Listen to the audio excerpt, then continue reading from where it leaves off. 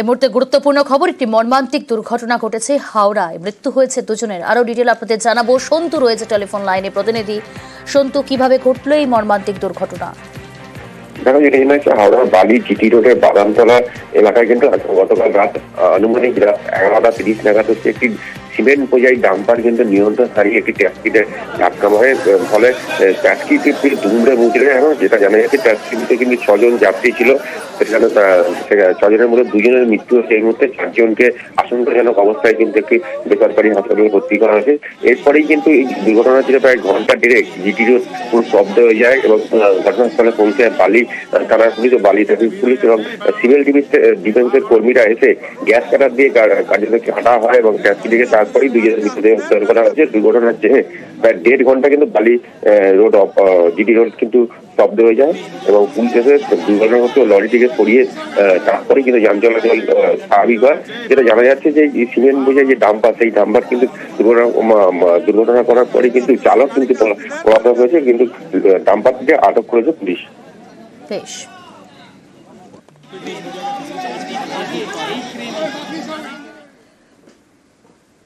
ভারতীয় সংবিধানে নতুন যে সংস্করণ এখন পাওয়া যায় তাতে নন্দলাল বসুর আঁকা 22টি মিনিয়েচার ছবি নেই।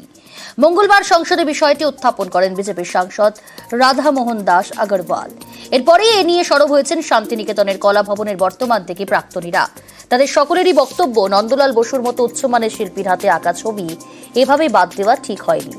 নন্দলাল বসুর চিত্রিত সংবিধান হল ভারতীয় সংবিধানের আদি সংস্করণ। অভিযোগ, পরবর্তীতে তার থেকে বাদ গিয়েছে নন্দলালের আঁকা ভারতীয় সভ্যতার অভিজ্ঞান সংক্রান্ত 22টি মিনিয়েচার ছবি। মহাত্মা গান্ধীর অনুরোধে সেই মিনিয়েচারগুলি আঁকেন নন্দলাল। সংবিধান থেকে সেই মিনিয়েচার সরানো নিয়েই সরব হয়েছে বিজেপি, আর এতেই জোর শোরগোল।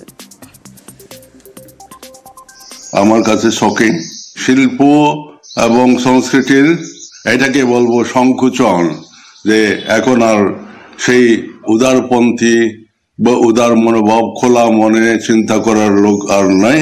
পরিবর্তন নয়, এটা অধঃপতন। এই ভারতবর্ষে এখন শিল্প সংস্কৃতির সংকুচন হচ্ছে, কোথায় বিকশিত হচ্ছে না, ঐতিহ্য মুছে যাচ্ছে, আমাদের ইতিহাস মুছে যাচ্ছে। নন্দলাল বোসের কাছে এই আসে সংবিধানের সমস্ত ডিজাইন করার জন্য। তখন উনি খুবই ভেবে চিনতে যত্ন সহকারে করেছিলেন, সেখানে ভারতীয়তা থাকবে, বাদ দেওয়া হয়েছে। সেটা খুবই নিন্দনীয় একটা ঘটনা। তারা রয়েছেন শিল্পীরা, তাদের তো খুবই অপমানজনক বলে মনে হয়েছে এবং আমিও সেটা মনে করি। তবে এটা আবার সংশোধন করা উচিত এবং পুরনো যে সংবিধান, আমার মনে হয় সেইটাকেই আবার নতুন ভাবে নিয়ে আসা উচিত। আসি পরের খবরে।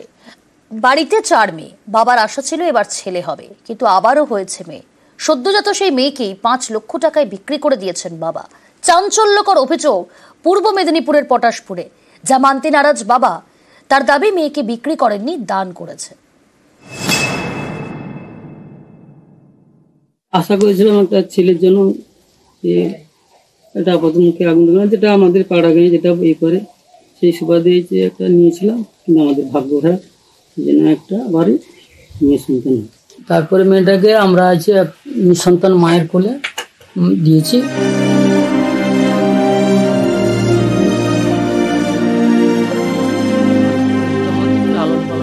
বাবার আশা ছিল ছেলে হবে, কিন্তু 5ম সন্তানও মেয়ে। সেই মেয়েকেই বিক্রি করে দেওয়ার অভিযোগ উঠেছে বাবার বিরুদ্ধে।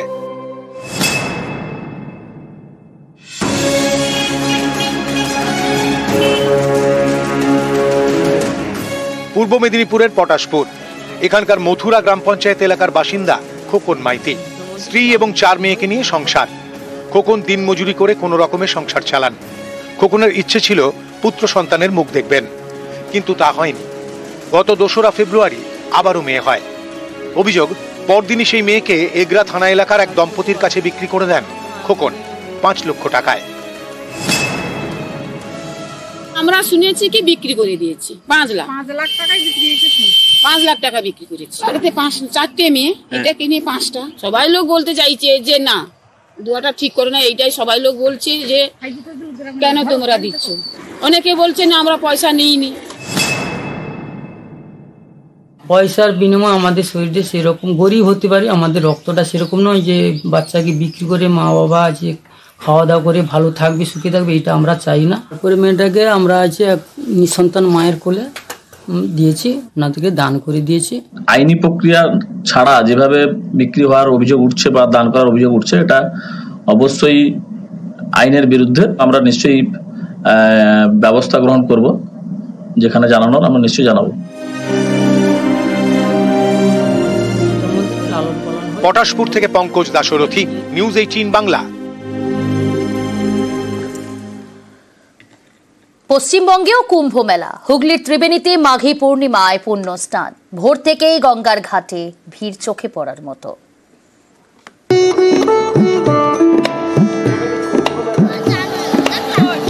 কুম্ভে পুণ্য স্নান, এটা প্রয়াগরাজ নয়, এটা পশ্চিমবঙ্গের হুগলি জেলার ত্রিবেণী। বুধবার ভোর থেকে জমজমাট। আবার তো 144 বছর পর আসবে এই পুণ্য স্নানে, আমরা সবাই অংশীদার হতে চাই, কারণ এইটাকে বলা হচ্ছে মহাতীর্থের সমান, আর এই প্রায় অমৃত লাভ বলা হয় এটাকে।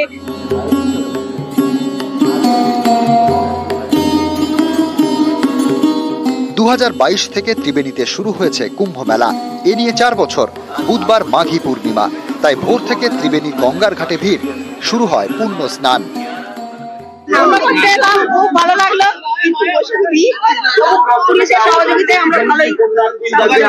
মহাদেব আছেন, ওনাদের আশীর্বাদে উনি যাতে সবাইকে আশীর্বাদ করেন, স্নানটা ওইটাই উল্লেখ। আর এটা 700 বছর আগেকার, এখন আবার নতুন করে শুরু হয়েছে। ত্রিবেণীতে কুম্ভ স্নান ছিলেন নাগা সন্ন্যাসীরাও। রাস্তায় জমায়েত করেন, সেখান থেকে একেবারে গঙ্গার ঘাটে।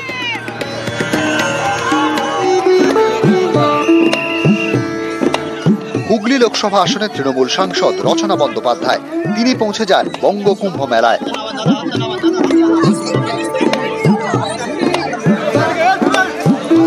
ত্রিবেণীর কুম্ভে স্নান করেন বিজেপি রাজ্য সভাপতি সুকান্ত মজুমদার।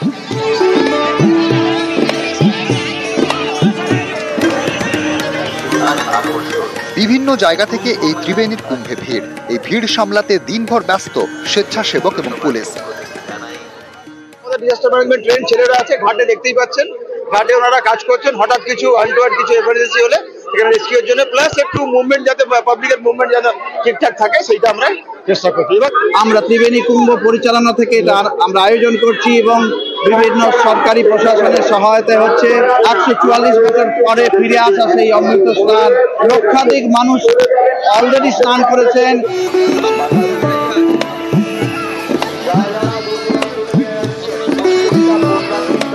প্রবল ভিড়ে অসুস্থ হয়ে পড়েন এক পুণ্যার্থী, তাকে প্রাথমিক চিকিৎসার পর ছেড়ে দেওয়া হয়। বঙ্গে কুম্ভ মেলা, গঙ্গায় পুণ্য স্নান, বিভিন্ন রাজ্য থেকে সাধুরা এসেছেন। সব মিলিয়ে ত্রিবেণীতে জমজমাট কুম্ভ মেলা। হুগলি থেকে সোমনাথ ঘোষ, নিউজ 18 বাংলা।